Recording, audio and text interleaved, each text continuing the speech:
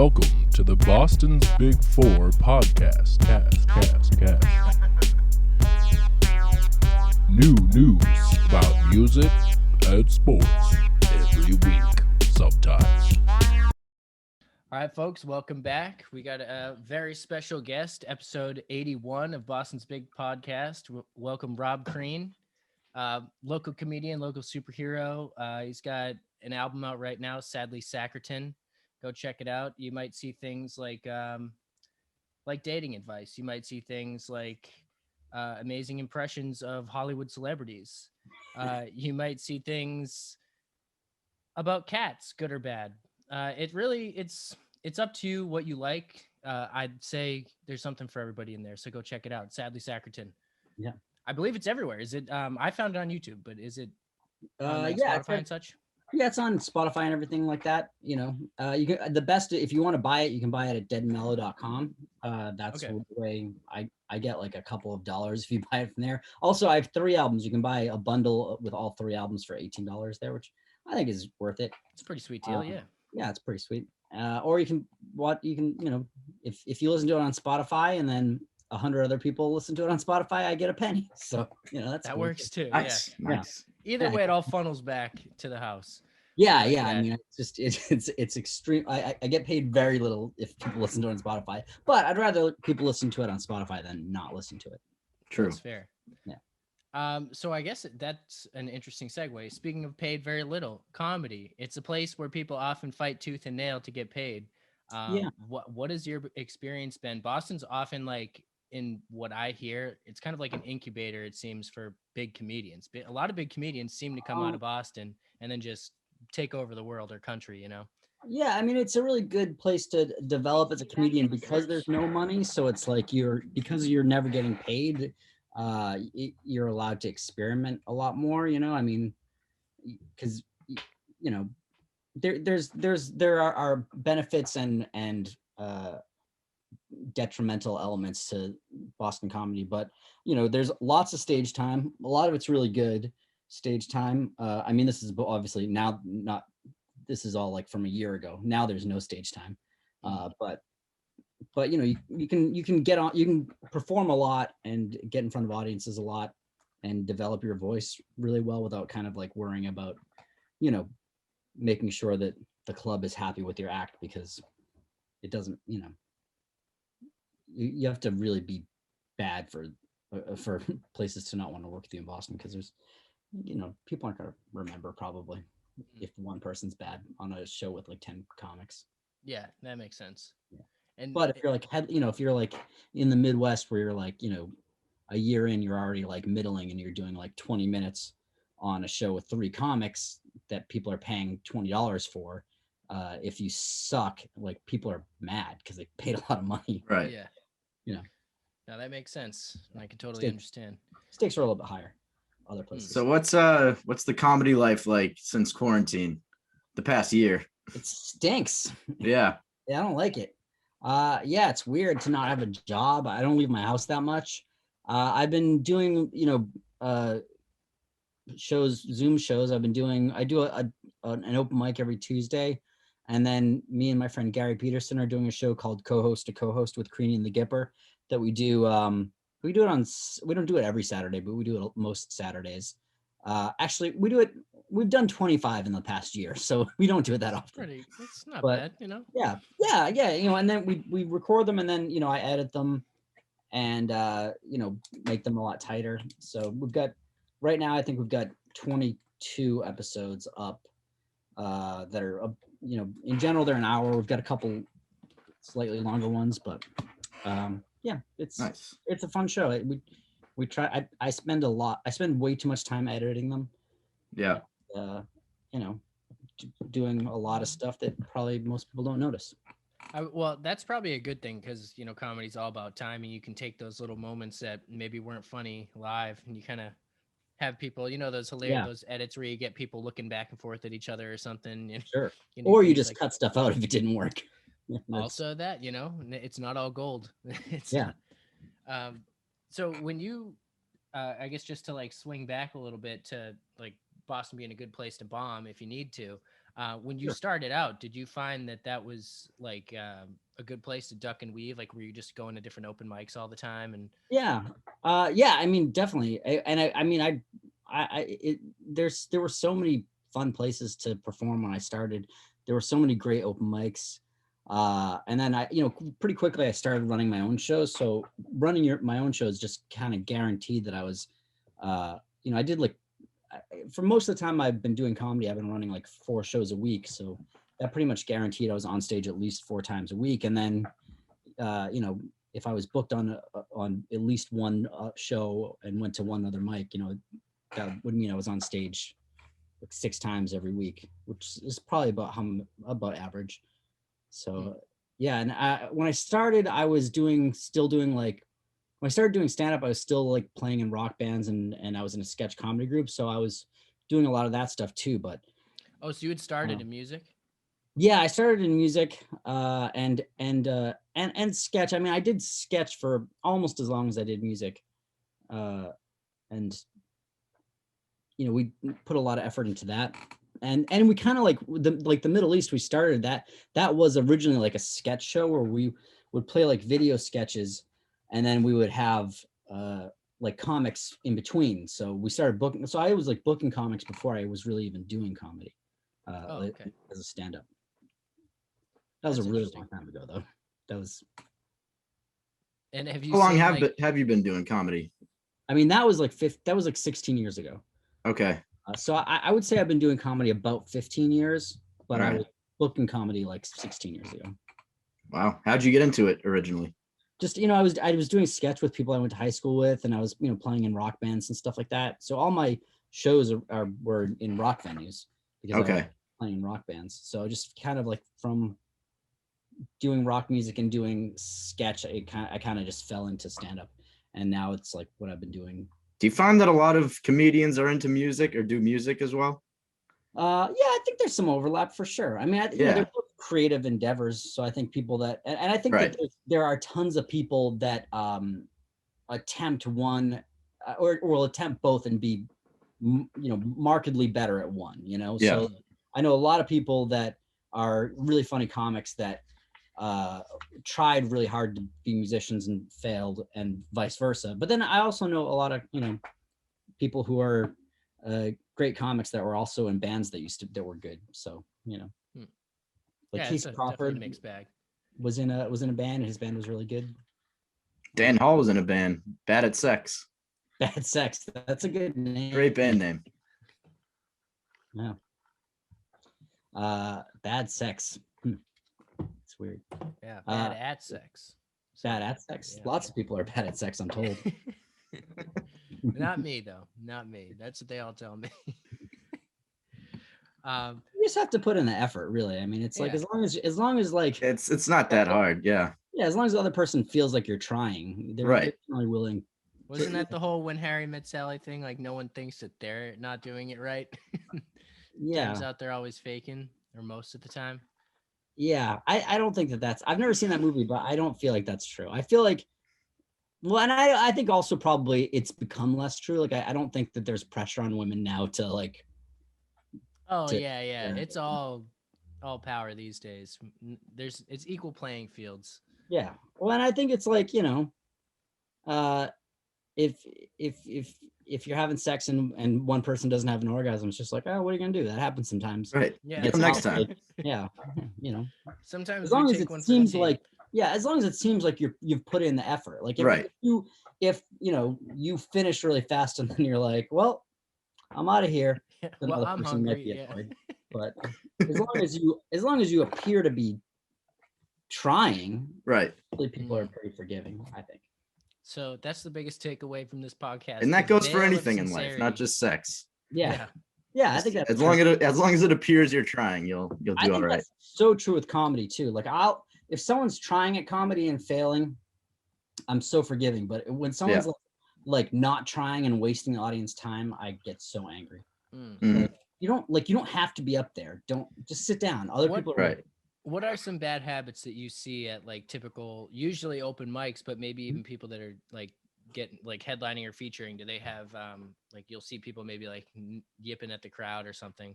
There's stuff I don't like for sure, but some open mic habits that I think are bad are I think that the biggest one is just if when you're at an open mic, know when you're going on and be close to the stage.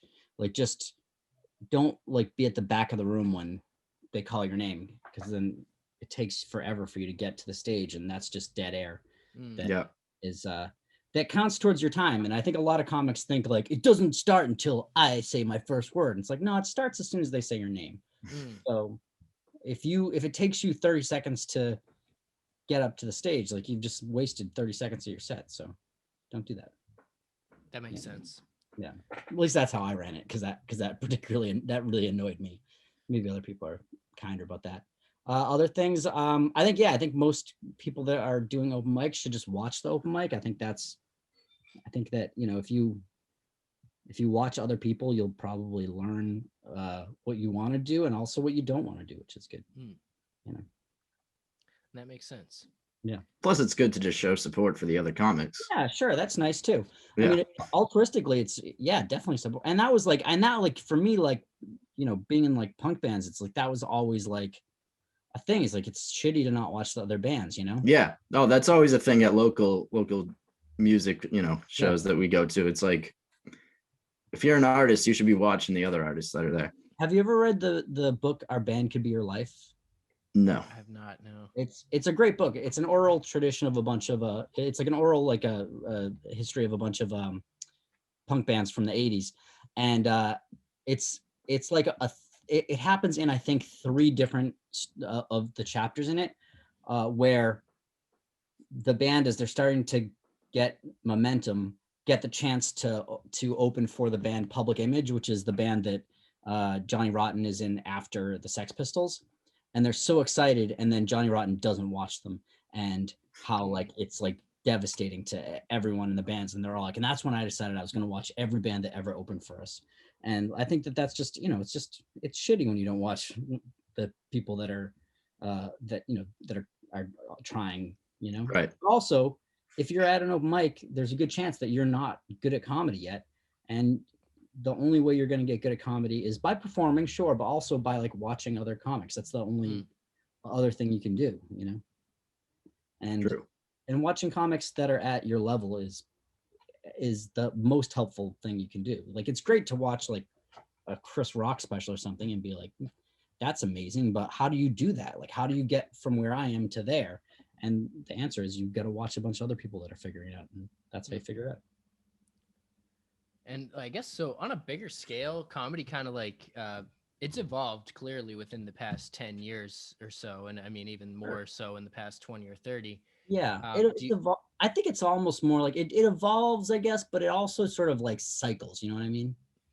Like, I think that things come in and out of fashion. Yeah. I've seen happen since I've been doing it, like, there's always like stories and one-liners are always like the kind of the opposite ends of the spectrum, and it kind of teeter-totters, like where all of a sudden like people love one-liners and they're excited about one-liners, and then it goes the other direction. Yeah, that makes sense. And I mean, I was going to comment on, I really like the style that you use in your album. It's like classic Misdirection.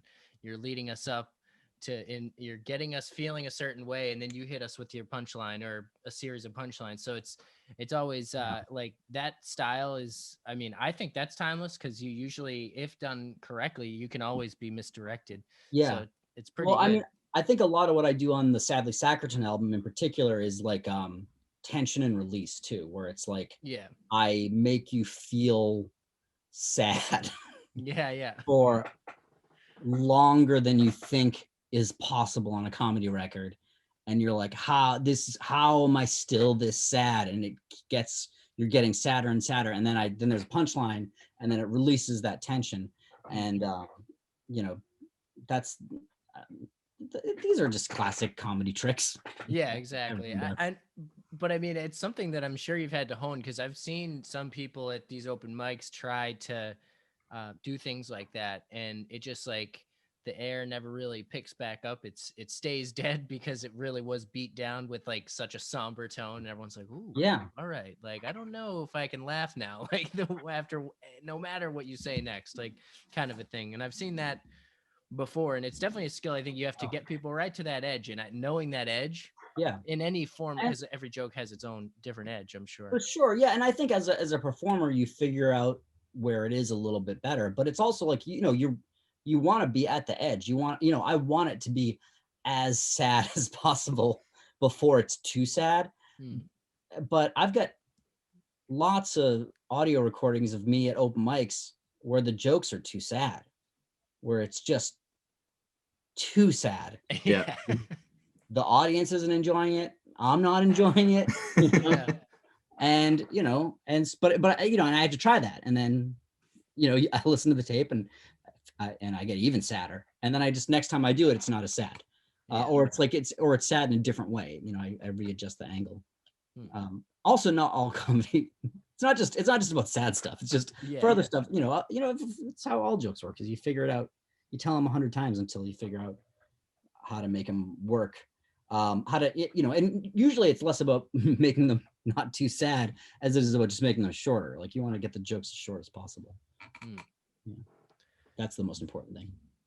Yeah. And I guess that's one good thing about podcasts, is that those long form jokes you can kind of save for times like this, where if you knew you had an hour or so to just talk with people, you can kind of fit those jokes in that are more conversational rather than trying to long form tell them on stage. Because I've heard some funny situations where usually it's like more of a roasty kind of situation where you get like a bunch of comedians on stage and someone really tries to get something out. The premise is there, could have been funny. They just like really like wrung it all out, and then someone just chimes in like, boy, that was wordy, and then like everyone, it's just like, that's the funny part, not their joke. So it's just funny how that happens. Like, it really, I mean, it's timing. It's all timing, like we were saying. So yeah, and that's again, that's like the vulnerability of attempting a joke and then having it fail is so tense, and then just anything can release that tension, but just by kind of like someone addressing it in a way that's fun and allows the audience to relax again.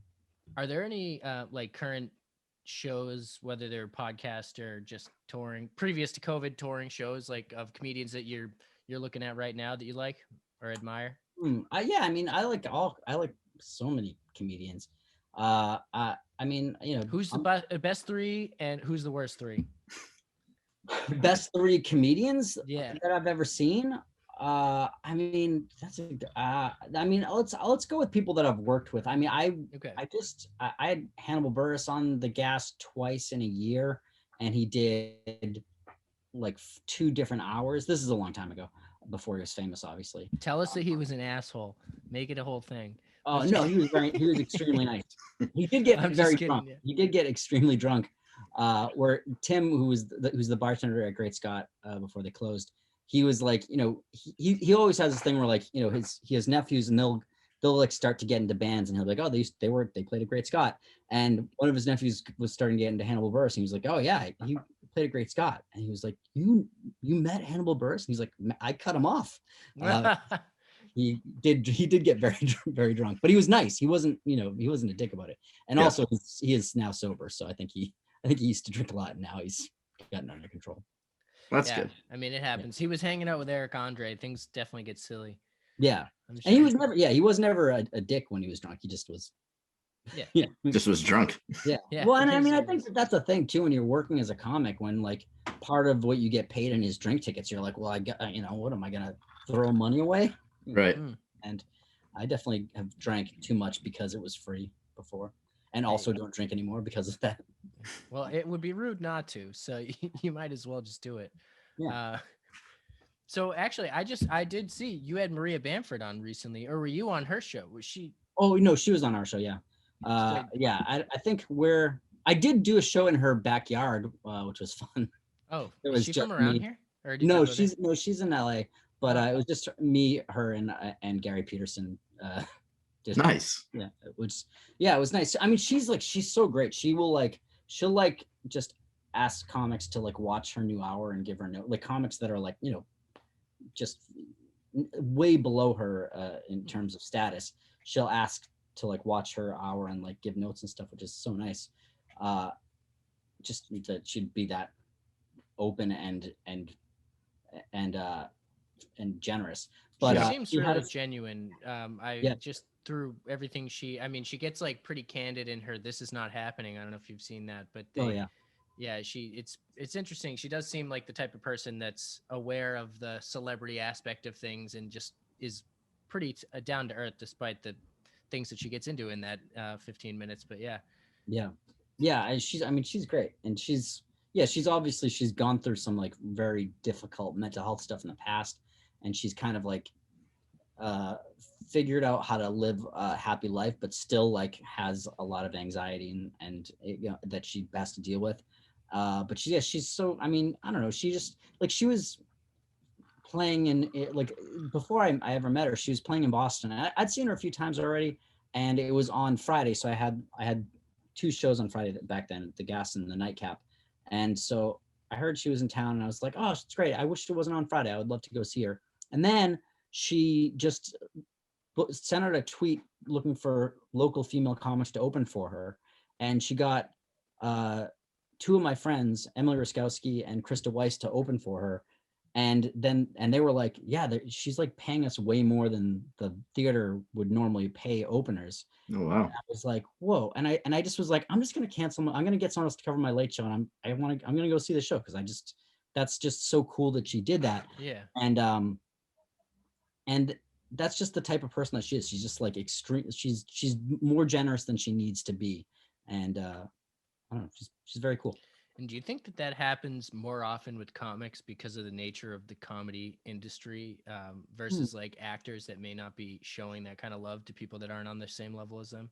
Or other kind of, or even musicians, I feel, don't really do that. We've said this before. Musicians aren't like pulling up the people from just lower areas. We don't really see like the highest level people usually work with the highest level people, and that's all you'll ever see. So it's kind of, it's like once you get to a certain level, you just don't mess with anyone who's below you. It's like I don't know, it's so foreign to me, like I tried to pursue rock music around the turn of the century and found it extremely difficult, and I can't imagine attempting to perform music now, because it just seems like it's gotten harder. Because I mean, certain things have gotten easier. Like, it's so much easier to like, it was so hard for us to record music back then. It was like, we played for years before we ever got a halfway decent sounding recording. And now like you can do that easily. Yeah. But like, there's so much, it's so easy to get your music out there that it's become so difficult to get anyone to pay attention to you. I understand like how to climb the ladder in comedy. Not that I am doing it, but I understand how it's possible, Yeah.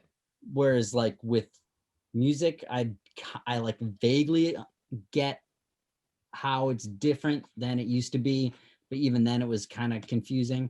But like, how do you become a famous actor? Like, how do you just got to be rich and already have famous parents, I think. That's like usually how it works. Any art you want to do, the best thing you can do is to be born rich, because it really like first, this is the best thing that you can do. This is be born rich. That's great.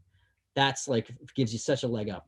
But then like get a job, like get jobs, like have like a job, so you can be like, I don't really take money from my parents. Yeah. So that it like makes it like humanizes them.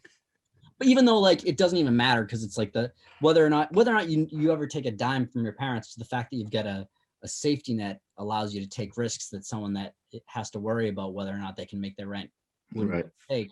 And yeah, man, just you can just do whatever you want. If you're rich, you can just if I could, so cool. It'd be so cool to be rich. I would forget where I came from so fast. I would get rid of all my old friends. I think we've talked about this too, because we like to make it sound so horrible that someone's like, oh, they got rich and they left their hometown behind, but they probably also like had a bunch of shitty friends in their hometown. Yeah. Like didn't really want to like I'm out of here. For sure. Sometimes, and I don't know, man, sometimes you just like, I have friends that like got successful and I haven't heard from a long time, but I'm like, well, you're living their life, man. They don't owe me anything. Right. Yeah, exactly. Yeah. Are you familiar with Big J?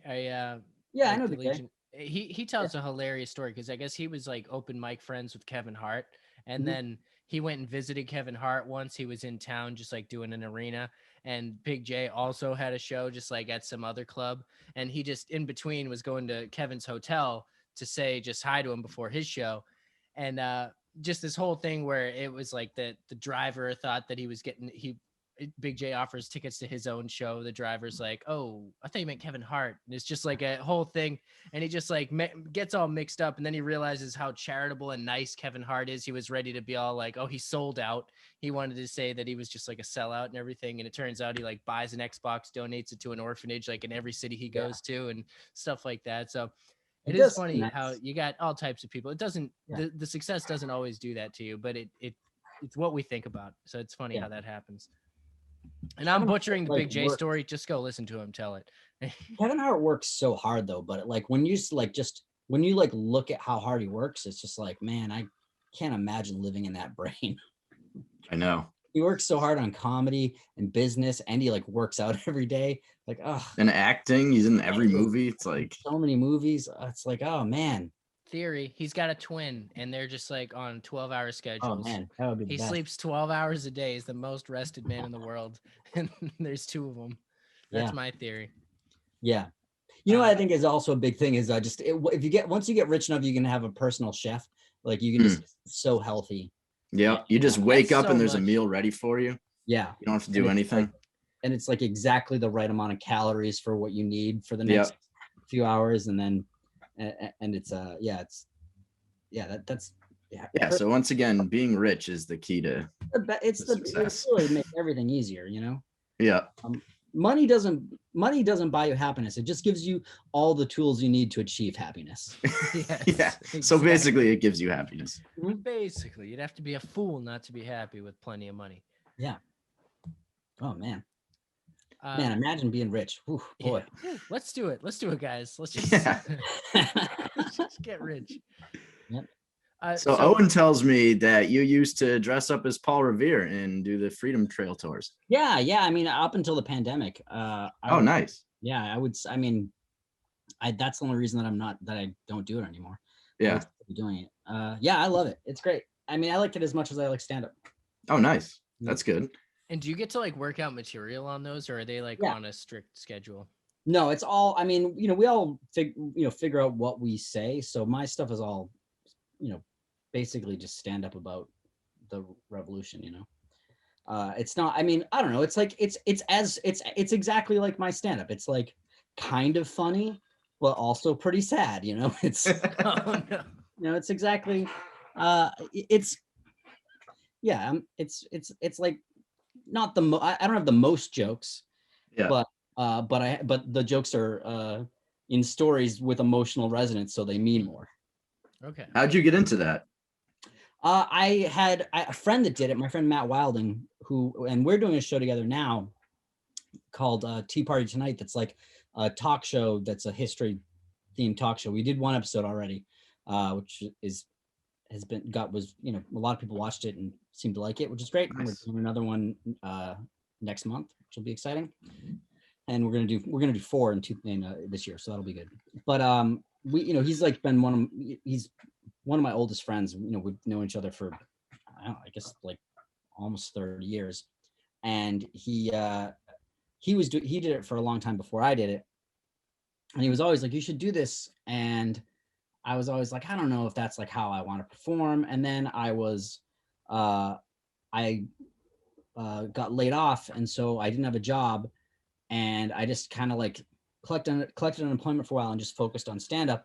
And then my unemployment was running out, and I was like, you know what? And during that time, I had just decided that I was going to try and do any performance I could do, especially if it was like would make me uncomfortable. So I did like tons of terrible student films in Boston, like 10 years ago that never got finished. Just like all this terrible stuff. I played a homeless man so many times in student films that I'm so glad never got completed. And so I was like, yeah, I'm going to do this. Like, I think that it'll push me out of my comfort zone, and I probably won't like it, but it'll make me a better performer.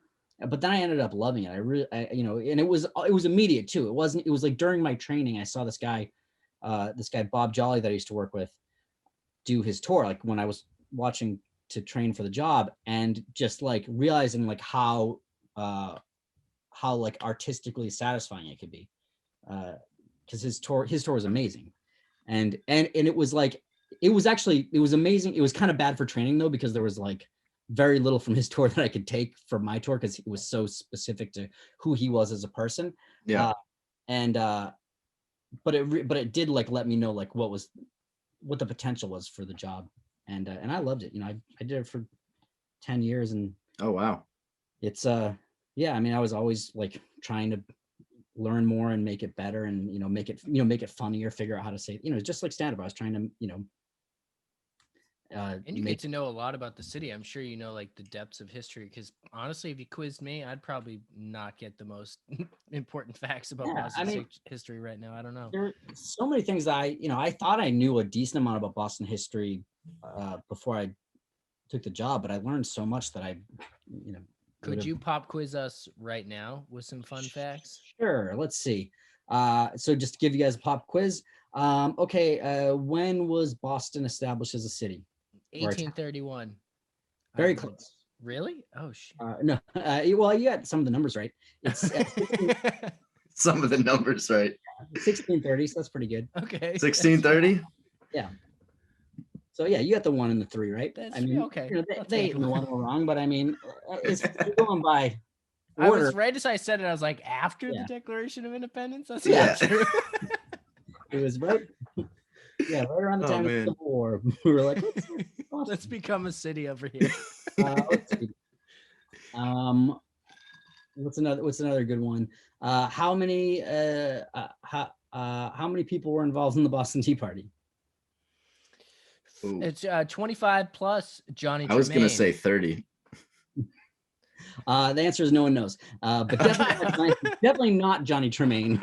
But he had his hands fused together from the silver, didn't he? He is fictional though. That's the only thing that kept him from being there. I believe if he had not been fictional, he probably would have been there. But do you think it's okay to still dress up as Native Americans and throw things into Boston Harbor and protest? Probably not. No, I should say about that. Like, most of their costumes weren't good. Like, it wasn't like a lot of people think that they were trying to like. It is certainly cultural appropriation, but they weren't trying to like pin it on the Mohawk natives of. It was more symbolic. Upstate New York. Yeah, it was, and it was like a lot of them just had like some of the like really rich people were like really decked out, but like poor people just had like ash on their face. Like. They weren't good costumes. Jeez, and that's probably problematic in a different way, but it's absolutely problematic. It's just problematic in a different way than people think it is. Yeah. No, that's fun.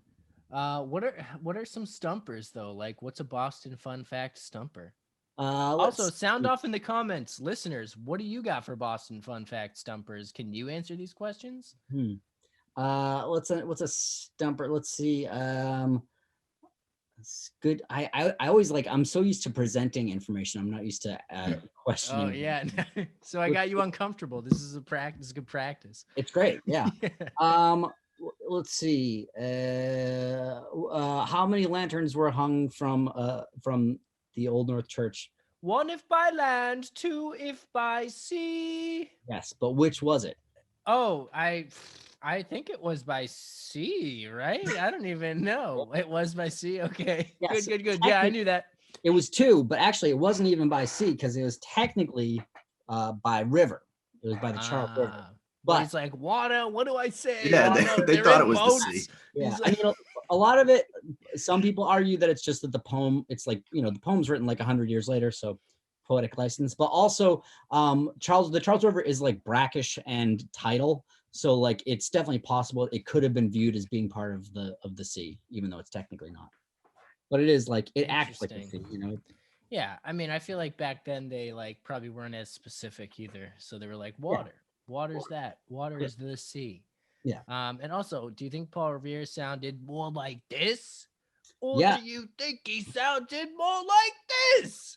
I think he had a Boston. I mean, they say that the Boston accent is what the British accent was back then, and then the British accent evolved over Yeah. over the years, and the Boston accent didn't. But Paul Revere, who's like a middle class person, so he's not uneducated, but he's not particularly educated. But he writes with a Boston accent. When you read his writing, he drops R's and stuff like that. Really? So it was like the regulars are here. Yeah. So he The sounds like he's from Revere. regulars. Yeah, he does. He had a Boston accent, Nice. That's a great news. That's a good fact right there. I thought that he was out there just like singing to everybody, like the British, they're on their way. No, I mean he just wasn't doesn't feel right. he wasn't yelling or anything. He was being quiet. He didn't want to come up. People were sleeping, yeah. Yeah. Just But, knocking on doors. It's weird. I can't do a Boston accent very well. Which I don't know. I mean, I'm from around here. My sister speaks with a Boston accent all the time, but I just don't. I can't really do it very well. Interesting. Do you travel and have people request that, or is that like? Well, as a tour guide, people would often ask me why I didn't have an accent. But then also some people would like bring up my accent. They'd be like, "Oh, you have such a strong accent." And I'd be like, "I don't." I agree with you that I do have an accent, but it's not strong. Yeah. It's funny because I've had someone say that to me, and I don't think Same. I grew up with a Boston accent. And then they will say like, "You sound like you're from Boston." I'm like, I guess that's maybe if you. I'm are like, no, not you at haven't all heard from someone here. who really sounds like they're from Boston, because it's not like this. I say it like I don't do the dropped R's, but I do other like I some of the vowel stuff. Like I say popcorn instead of popcorn. Rum, orange. Yeah, I do. You know what? That stuff like Mhm. rum. Mhm. I definitely That's do stuff that like we wouldn't even pick up on. But Yeah, like the Mary, Mary, Mary thing. That thing. what? It's like a tester can tell what region of the United States you're from by if you think that those words are pronounced differently. So, okay. Like Merry Christmas, Yeah. like you marry your wife, and Mary, Mother of God, like those, they're all the same. Yeah. No, they're not. Yeah, see, I think they're all different. Yeah, it's I don't know. Mary. I think I pretty Mary, much pronounce them all the same. Yeah. Where are you from? Boston? I'm from the South Shore, so not the city, but Oh, but yeah, I'm from just inland of the South Shore. Yeah. But yeah, I pronounce them all differently. But maybe that also might be age too, because accents are getting are there. People have accents aren't as strong as they were like 20 years ago. Oh no, the Boston accent's kind of dying slowly. Yeah, fewer and fewer people have it, and fewer people have it as like heavy as people used to have it.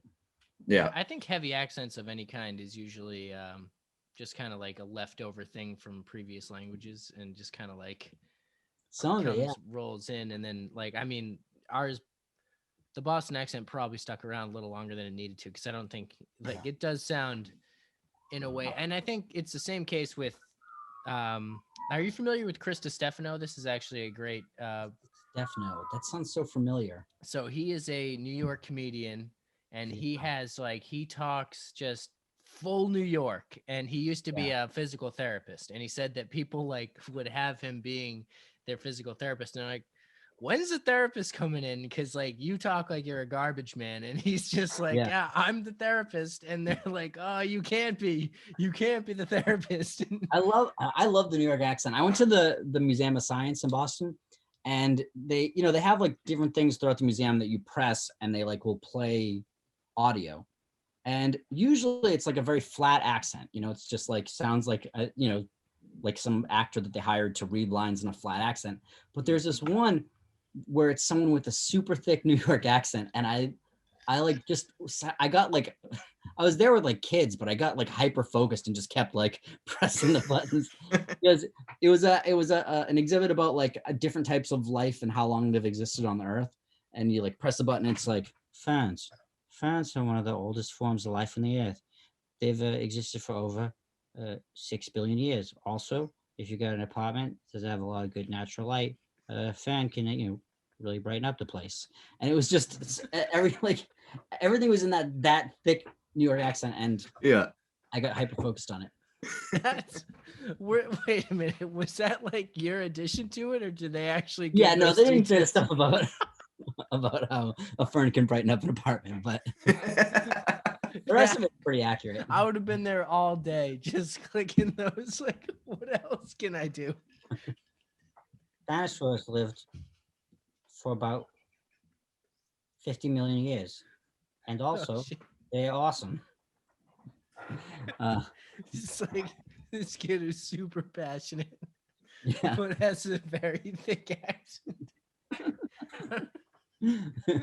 Why is that getting me so much? Sound off in the Everyone's loving it. comments. Sound My off in nephew the is very into dinosaurs right now, and his parents have Boston accents, but he doesn't really have one super. He doesn't have a super heavy one yet. But I wonder if he's gonna have a Boston accent as he gets older. It's funny. One of my good friends growing up, his dad has like a super strong Boston accent, and he had one. My friend had one when we were kids, but then he grew out of it eventually. Yeah, I think a lot of people do too. I've Yeah. also known people that when I met them didn't have a Boston accent, and then later did, and it wasn't that they like developed one. They're faking it. No, it's more than just they stopped struggling against it, you know? Oh, okay. Like my friend Katie, when I first met her when she was probably like 19 or 20, and she didn't really have an accent, but you would hear it slip in every once in a while. And then like I didn't see her for a couple years, and then I started seeing her again, and she just had like a super thick Boston accent. And I was like, oh, that's how you've always really talked, but you were just trying to talk differently. But yeah, it's just a very thick accent. Yeah, that's super fun. I love when I forget who does it. Fred Armisen. He does accents like he does like clockwise around the country. Oh, and yeah. like you wouldn't realize like how subtle it is, but he goes from like New Orleans to Texas to like Arizona to California, and then just like up and around, and it is slightly different. Like you'd think like, oh, Midwest is Midwest, but like every state even has its own way of talking. Yeah. I mean, Rhode Island to Boston, there is a Rhode Island Oh, accent. Yeah, It's it's really different. It's different. very interesting. And then like where I grew up, which is in a little inland of the South Shore, which is like halfway between like Boston and Providence, is like a slightly different accent than. What town did you grow up in? I grew up in Stoughton and Easton. Oh, okay. Yeah. Know where that is. That is inland. Yeah. No water. No water. Must I have mean, been there's tough. water. There's not ocean. Yeah. We got lakes and stuff though. There might have been a sea, but might have also been a river. I'm not sure. Exactly. Yeah, exactly. Yeah, we've got some rivers and lakes and stuff. Yeah, that's where I grew up. I've been in JP for most of my life though. That's where all the action is. There's no action these days. Yeah. There's no action anywhere. No action anywhere. Yeah, it's a sad time. It really is. I'm over it. I did want to ask though, do you play the harpsichord, or is this part of the bit?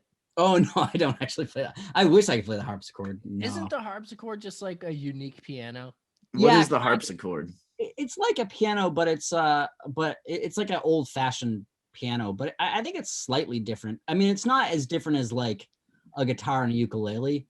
I think it's got the same scale, but it's just it just sounds different. Like if you heard a harpsichord, you'd be like, oh, that. It's like, what's a good example of a harpsichord? They mentioned harpsichords in a regular show. I don't know if people ever watch that, but for the listeners, I'm about to put up a Google search of the harpsichord. Yeah, there it is. It's exactly like a piano. You would recognize it by the sound, though. The sound is different than a piano. It's like Victorian sort of, not Victorian. It's like, it's a classical piano basically. It's a piano with 2 levels. Do some of them have 2 levels? That's cool. Some of them do. Oh, I don't know, like, what is the difference though? Let's see.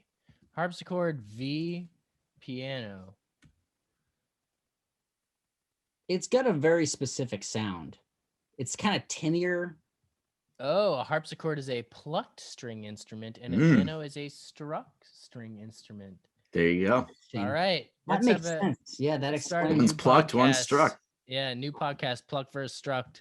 Yeah. We're doing it. So there you have it, folks. Huh. That's what a harpsichord is. Yeah. And if you want to know what we're talking about, listen to the album. Just go do it. Yeah. I don't know why you're waiting. Harpsichord, man. It's one of the, I mean, The album's got some real sad stuff on it. So then at the end, I do a bunch of very stupid voices and stuff to cleanse the palate. Yeah. No, One of I feel those that. voices is Harpsichord Man. Yeah, I mean, I was curious. Is there any chance, like, do you do any impressions besides the ones? Can we do like some teaser impressions? You know, Yeah, I mean, I used to do like Michael J. Fox a lot. I think Oh, I've man. seen you. Yeah, I think you did a good Michael J. Fox once at the open mic. I had seen some bit Yeah. like that before. I did. I'll show you. I'll send you a video that I did with my friend Dennis Hurley, who is. We've done a lot of stuff where he plays Doc Brown and I play Marty McFly. Oh man. And he's very funny. I'll send you the. Keep talking while I'm looking for this. Oh yeah, definitely. Is 30 that seconds. are you trying to play that on the podcast? Is that going to be legal for us? Or Oh, I guess we could if you want. Do you want to? It's totally up to you. We don't have Yeah. to. I let's mean, do I it. totally will. Yeah, if you Hell yeah. as long as you're okay with that. Because Yeah. I'm just afraid. I don't know if like if it's a YouTube video, they might try to pull us, but I don't know. Well, I if mean, it's a YouTube video that I made. yeah. So if so I you think- get If we got your approval, then we're good. Yeah, I mean, yeah, I think that's. Yeah, 1 second. Let me find this. yeah, if you put the link in the chat, I can just share with sound, and then we can give it a view. Cool. 1 second. But yeah, guys, sketches. If you're good at sketch comedy, sound off in the comments, sound off in the Facebook page. Just hit us up because we love comedy. We're just trying to jump into this. Yes. This is a comedy podcast now. We call it the BBC podcast. This is Boston an State everything Comedy. podcast. Yeah. Nothing's off limits at this point. We're actually offended that people think we are a sports podcast. So Yeah. that's what Doesn't it say sports in the intro? it says music and sports Yes. every week. We gotta sometimes. update that intro. Yeah, we do. Yeah. There's also like only a couple clips of us in the intro. So please disregard the intro for now. Yeah. Fast forward through the intro. Okay. Ooh, old Doc and Marty's. I see. Of Doc and Marty's. Oh, of Doc and Marty's. I'm just Yeah. a goon. All right. Doc's already old. Here we go. Let's go full screen here. Stop it right there. We don't have to hurry. Why? We have a time machine.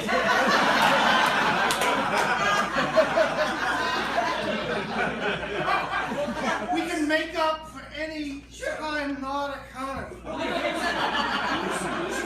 We should go because Doc, I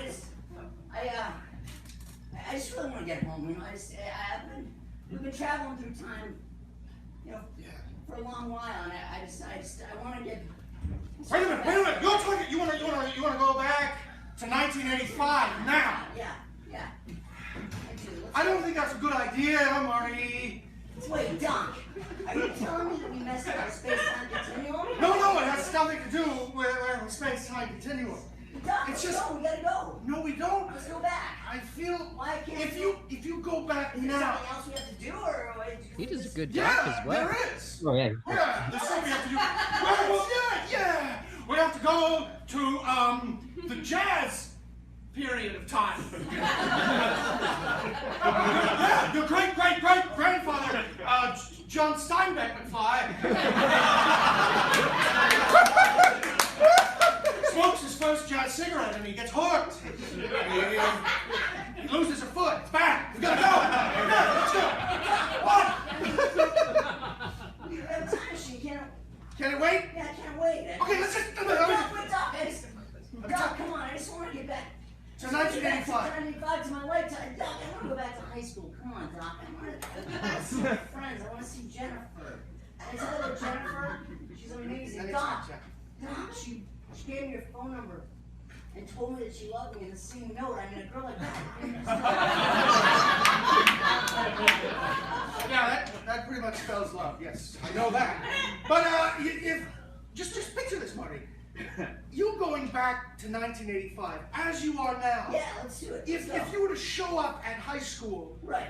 with no ID from the time period, Yeah, they would sure. call the police. I I mean that only with affection. don't know what you're saying. What do you mean? Okay, and then there's Jennifer. You try to go take her to the lake. Yeah, she's amazing. As you are now. She's amazing. Are you familiar with the term statutory? Of course. It's when you stand real still. You're the dumbest person alive. Marty! I didn't want to have to spell it out for you. Doc, come I on. guess I'm gonna have to. What are you saying, Doc? Just take a look, Marty. What is it? I don't.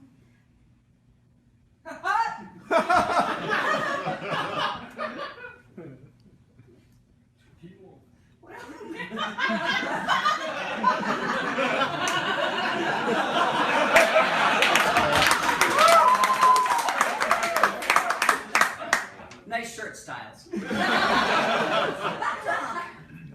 Doc. What happened to my face? My beautiful face. You got old, Marty.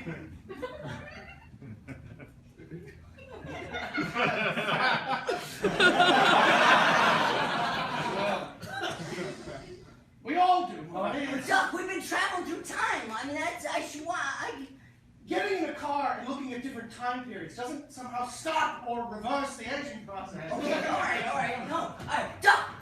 All right, this is what we gotta do. We'll get in the DeLorean. We'll travel around the world backwards at the speed of light, and then I'll turn it, and I'll get young. I'll be young again, and we can fix this You stuff. want us to go in the DeLorean, drive backwards, go into space Yes, somehow. yeah, let's go. Yeah. Just go around the world instead of All right, let's go, Doc. Come on, let's go.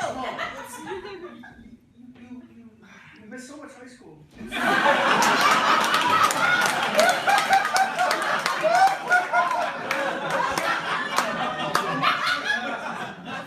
get back to it. No, we can't, Marty. Why?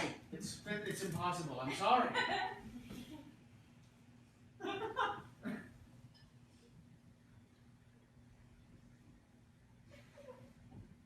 This is your fault.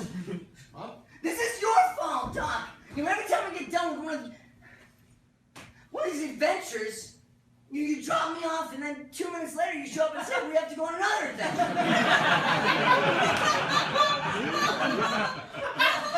I'm sorry. I realize how much you sacrificed, but it was all in the name of science. Science? Yeah, the class that you missed more than any other class. Doc. You stole my childhood. Why couldn't you just... Why couldn't you just let me be a kid? I'm sorry, Marty. I truly am. I'm sorry. Tension.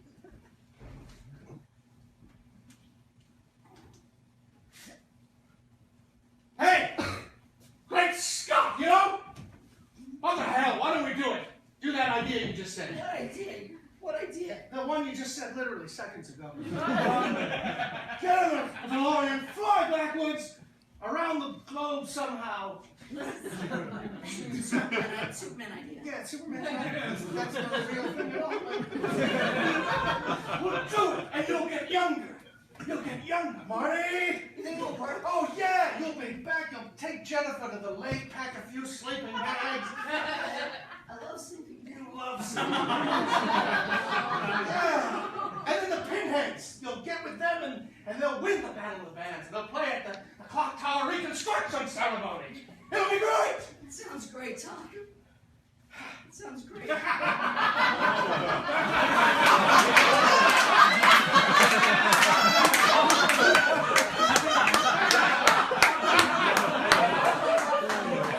That's right, Marty.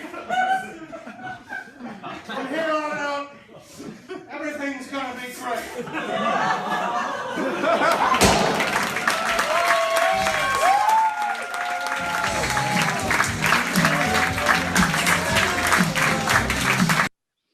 So you just mice and men you after all that? Damn. Yeah. That's why it's called of Docs and Marty's. Oh, It's yeah. I should have seen that from the beginning. I see. it could be edited a little bit probably. But I I think was doing okay. That was good. Do you do like that was 2015, so do you like still do sketches ever, or I guess are you Yeah. trying to get back? Yeah, I'm always trying to get back to sketches. I just Yeah. did around Christmas, me and my friend Gary Peterson and Tim Bargul's show did a thing where we did like a sketch thing called the Three Wise Men, where it's like it's a bunch of sketches where we're the three wise men. It's very, very stupid, but I'm really proud of it. I think it's really good. And then right now I'm working on a sketch that I'm because we're in quarantine, I'm just having people, I'm doing like a fake documentary type sketch, and I'm having everyone shoot their own parts, and then I'm gonna edit it all together. So I'm trying to figure out ways to do sketches where I can have people record themselves and then edit it, so that no one has to be in the same room, because I don't want anyone to die. That works. You could do some sort of Right. confessional type thing. Yeah, Love those. yeah. I mean, it's like so many documentaries are all like archival footage and then talking heads. So I'm just having people shoot the talking heads, and then I'm just going to use like actual archival footage from like the 70s and stuff. And I'm volunteering both of us if you need bodies, but just Cool. yeah. I think I've got everyone, because it's really easy, because it's just like people that are, I've got like 3/5 of the people have sent me their stuff so far. And but yeah, maybe hopefully I'll do more though. If I do more, I'll definitely reach out. Yeah, absolutely. I mean, honestly, no hard feelings if you don't need us, but we're putting it out there. We're putting ourselves on the line.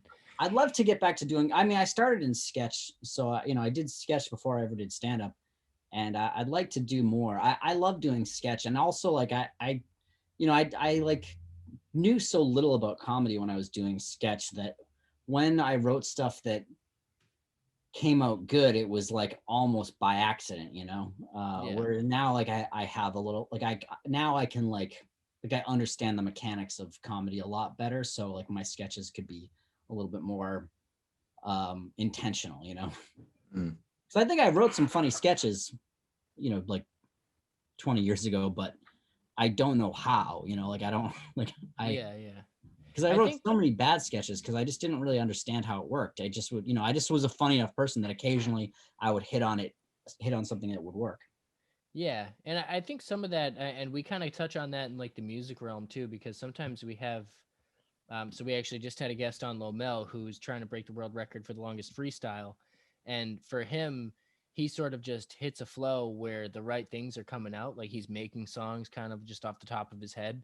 Yeah. So I think that that's kind of true in a comic sense, where you can just kind of be coming up with funny concepts, but it's not 100% going to be funny. You got to grab those golden nuggets like out of those moments and then formulate them into better sketches. So it's almost that the best pieces do come out of those spontaneous moments, but they have to be crafted to actually work in a live performance. Yeah.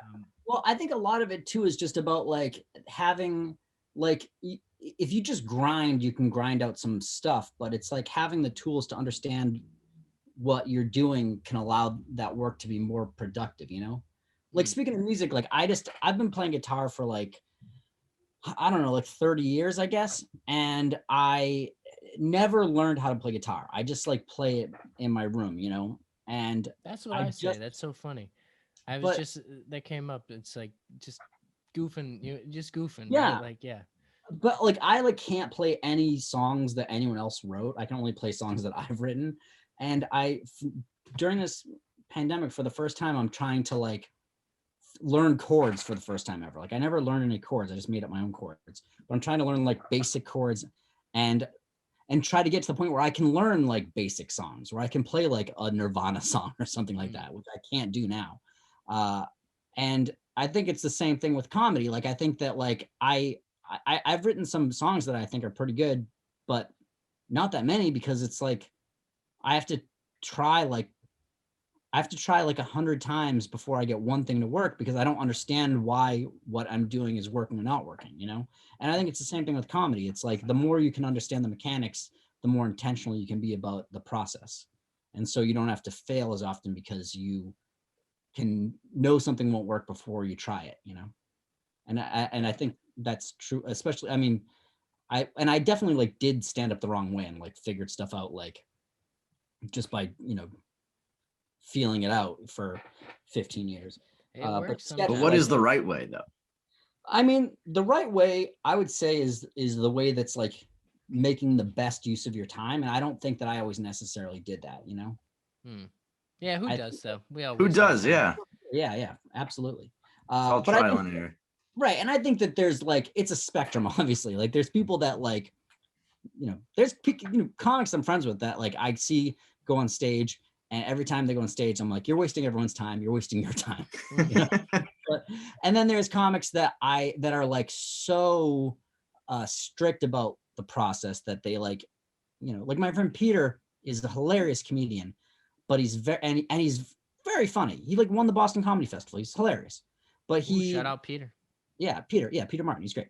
But he like is weirdly neurotic about like material, and he won't bring an idea on stage until he's like basically finished with it, and it does evolve a little bit once he starts telling it, but like the first time you see him do a joke, it's basically a finished joke. And I think That's that there's overkill. Yeah, I think he could get more accomplished if he was allowed himself the vulnerability of being unprepared on stage more. But then again, he's like definitely a much more successful comedian than me, so what do I know? I guess it's working for him. But I think that like my process of like never having a plan and never like working on anything except when I'm on stage is There's probably a happy medium. Yeah, exactly. So on the skit side though, did you ever take like formal classes? Because I know they do them. I know like colleges do them and things like that. But they're the Improv Boston, which is I saw where you were in that sketch. They offer classes. Do you ever do those? I did. Yeah, I took one like last year, and the sketch that I'm doing now that I'm editing now, I wrote during that class. But yeah, I did a class with my friend Laura Clark, and it was great. She's really great. And I would suggest, I don't know, she's probably doing online sketch classes now, I would assume. So if she is, I would say take one because she's great. And yeah, no, I think that stuff's great. I would definitely love to do sketch sometime, but I'm a shy boy. At heart, I'm a shy boy, even though I do a podcast. Man, that's the thing about sketch is that like, you have like a team. So it's like when you fail together, Right. And also it's like, if you do video sketch, you don't even have to be in front of people. You just are in front of a phone or whatever. And then later you're like, I made this. Yeah, you're like, oh, that's pretty hilarious. You're so good in front of people. Meanwhile, you're alone. Yeah. which is we love that stuff. Yeah. I like doing sketch. I'm excited to do more of it. So you edit your videos yourself, right? So do you shoot everything too, or do you have someone? Well, most of the stuff I've been editing has just been Zoom stuff. So it's like my computer shoots it, I guess. Yeah. How does it work? Zoom's pretty good at doing that. I've been impressed with doing podcasts on Zoom. They just kind of. It has been pretty easy, or it seems like it. I don't know. I don't. I don't do it. You do it, but. Yeah, it's pretty easy. We do. It's funny because we just started doing. We're working on a podcast that is the weirdest. Like, so basically, we're doing a co-host podcast. So Coast to Coast is a show I do with my friend Gary Peterson, and it's like a weird talk show. So it's basically, it's just a weird talk show. And so we're doing a podcast now where we talk, just the two of us talk, and then we play a clip from the previous like YouTube video show. So it's like a podcast about a YouTube show that no one watches. And I think it's going to be interesting. But we're doing it just because we feel like there's a lot of people that I think would be interested in like what we're doing, but aren't going to sit down and watch a YouTube video. But if the podcast that they could just download and listen to on their commute or something, they would be more likely. Right. So, and then hopefully from that, they'll want to watch the episodes because I think the episodes are funny. Yeah. And I think it's a blessing that Joe Rogan's moved to Spotify, because now everyone on YouTube has a little more room to run, right? Like we got our space. Oh, really? Is he not? He's not on YouTube at all anymore? His clips get on YouTube, but his full episodes are only on Spotify. Oh, really? Yeah. So I didn't know that. I'm not a Spotify guy. I'm a YouTube music baby. So I just like to stay on YouTube. I prefer YouTube, but I do listen to some stuff on Spotify. Yeah, man, his episodes are so long. So long. We try to do that. Some of but them we are like can't. 4 hours. Yeah, we can't. do it. Ridiculous. And like, how often do they come out? They come out like Every day. It seems like every day. I don't know. He Too does a much. few a week, I think. yeah, it's too much. Is that his full-time job now, podcasting? I think so. I mean, Well, I and elk mean- hunting. because of the pandemic, but I Yeah. mean, sure, like he was still getting up a lot, before the pandemic, but now it's Okay. no one's- Yeah, he was on tour for a while, I think, or he was doing the hour that came out a couple of years ago. I remember seeing that come up for a long while, and I guess he still does the UFC too. He's a busy guy. Yeah. Busy boy. Lot of stuff. But yeah, that Spotify check though, he can just kick back. Let's all Yeah. get that Spotify check, baby. I want a Spotify exclusive. Give me Yeah. 2 mil. I'll take 2 mil Spotify. It's not even a That's big it. deal. It's nothing. Yeah, I it's guess not even- a ton of comics in LA that were like kind of in his orbit are just moving to Austin. yeah. I'm kind of like, I'm just like a fanboy of like kind of that whole thing. I listen to Tim Dillon and like Mhm. that whole I understand. slew of guys. And you know Tim? Yeah. He used to come to Boston a lot. Ah, Yeah. Tim, Yeah. yes or yes, you're the best. He's a great guy. But Yeah. just like listening, I think he's moving to Austin or Texas in general, and like a bunch of them are. It does seem like there's some exodus out of LA, but Yeah. I never understood why anyone would live there in the first place. It's a little too crowded. It's a little too too I don't know, man. I foggy. live in Boston. Boston's crowded. Yeah. I don't And know it's if we're cold. as crowded as LA, and it just LA's think the it's second expensive. biggest city in the country, but it's huge. I mean, it's like Spread out. it's Yeah. spread out. Boston's dense. Yeah. Like Boston is true. like there's a lot less people, but that's because it's tiny.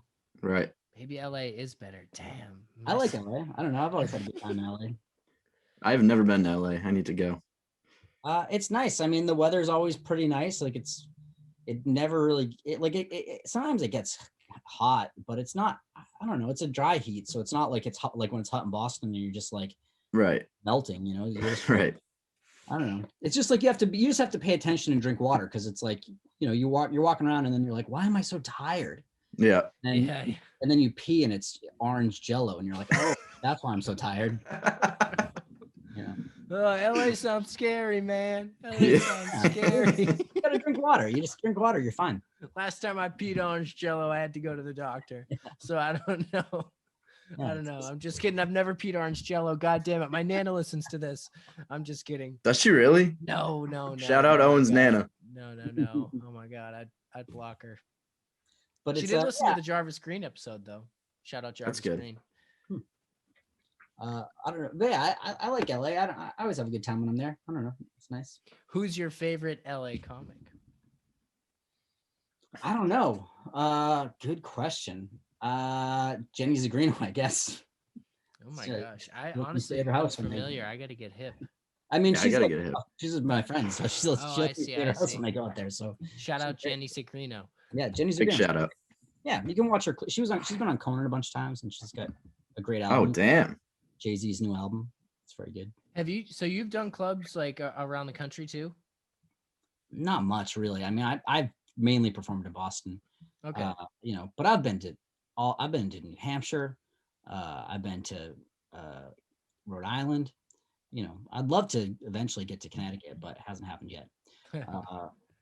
I mean, yeah, I've performed other places, but I've never like toured really or anything like that. Yeah. So I've just, I mean, I always ran my own show, so I was, but No, that I makes was sense. planning. I mean, I put out these albums this year, and I was planning to try and travel more this year to promote the albums, but then that didn't Now you happen. got time to work it out still. Sorry, 1 second. It's all good. Yeah. Now I have to. Yeah, I guess I don't know. I'll have to rewrite jokes. I don't think I have any jokes anymore. I mean, I guess I must have. I had jokes. I'm gonna have to go and like listen to audio recordings from like the months before Yeah. the pandemic to remember what I was talking about and see if any of it's still relevant. I don't know. It's crazy that was still less than a year ago. Yeah, but it's getting there. It's definitely getting there. Yeah, I mean, the pandemic's basically been going on for a year now. The pandemic has, but I mean, like, everything shut down in March last year. Yeah. I wonder if I had the virus early on, because I was very risky early on. At the beginning of March, I was on a jury. So I was on a jury from like late February to mid-March. And that sucks, because it's like I was in a courthouse where it's like you can't call in sick to a courthouse, it's like if you have to be in court, you just have to go. So that, I mean, it seems impossible that I didn't get it there. But then as soon as it was over, the next day I flew to LA, where it was worse than it was in Boston, and it was bad in Boston. And it was like before they were even telling us to wear masks. So it was like I was just walking around LA with no mask for 2 weeks. And then I flew back, and I've just been in my house pretty much since, except for I went back to LA at the end of the year to help Gary Peterson move back here. But yeah, I don't know. It's very weird. It's just weird to have been inside for so long, and I don't remember what any of my jokes are. I also, like, I was on a jury like murder trial for 2 weeks, and you're not allowed to talk about it during the trial. What's that? Did they do it? Probably, but we didn't Probably. I mean, just did they do it? If you mean the defendants, probably. If you mean the police and the prosecutors, their jobs, no. So no. Okay. So this is an OJ situation. Damn. Oh, all right. It's just, I don't know. This justice system in this country is terrible. You heard it here. You heard it here first, folks. You are allowed to kill people. It's allowed. Yeah, I mean, yeah, definitely. It's definitely. You can. He was in. I think he's in jail for another murder, anyways. But it all comes down on you eventually. Like, why is this Aaron Hernandez? Why did the trial happen? Why did it? No, it was just some kid who's, I think, in jail for another murder. But he's like, we had to put him on trial for this murder that they didn't have enough evidence for. It's just a waste of everyone's time. That is a waste, and it probably got you COVID, unfortunately, and you probably brought it to LA. So, like, look where we are now. I don't think I don't think I brought COVID to LA any more than I brought comedic talent to LA. There was plenty of it before I showed up. No, I still think you brought COVID and talent to LA. So is there your other albums, are they like out on YouTube and everything too? Yeah, I think so. I mean, the two albums are Sadly Sackerton and Local Personality. And then there's also an EP called Bottle Baby and His Cry Cry Stories that is, I think, maybe only available with the bundle. But the two albums should be everywhere that you can listen to stuff, I guess. Okay. Local Personality. So in that case, I think the bundle should be more expensive if that's like the only way you can get that one album. But it's the worst one. Yeah, but that's that Skrelly Bucks. It's the unreleased album. Yeah, exactly. Yeah, I think if I could just get Martin Sklarky to buy just one copy of it. He disrespected the Wu-Tang Clan. Yeah.